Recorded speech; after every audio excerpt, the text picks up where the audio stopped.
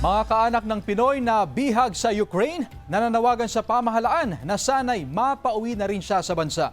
Narito ang report.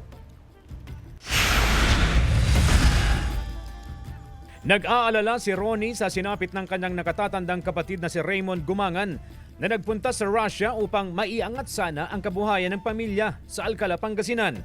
Ngunit dahil sa isang liham na pag-alaman ng mga kaanak na nagakulong pala si Raymond sa Ukraine, nahuli raw siyang nakikipagbakbakan sa Ukraine bilang sundalo ng Russia.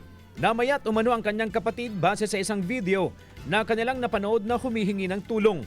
Nung dumating po yung sulat po sa galing sa Red Cross po, doon medyo gumaan po yung mga pakiramdam namin kasi dalaw ng buhay. Yung napanood po namin, payat na po. Halos hindi nila makilala kasi namayat na po.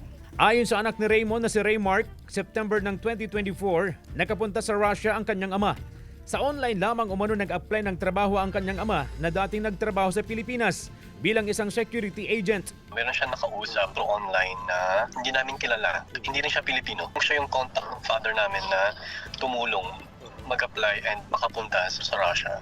Nakipag-ugnay na rin ang pamilya sa mga ahensya ng gobyerno upang maibalik na sa kanila ang kaanak. Ang sabi sa atin ng counterpart natin from Ukraine na in-endorse sa atin ni OWA, nag-email sila sa atin last January 26, 2026 na they're trying to communicate pa with the Ukrainian authority if ano nang update dun sa status ni father ko sa Ukraine. Hindi naman nawawala ang pag-asa ng pamilya Gumangan na magkakapiling na nila ang kanyang ama sa tulong ng Philippine government.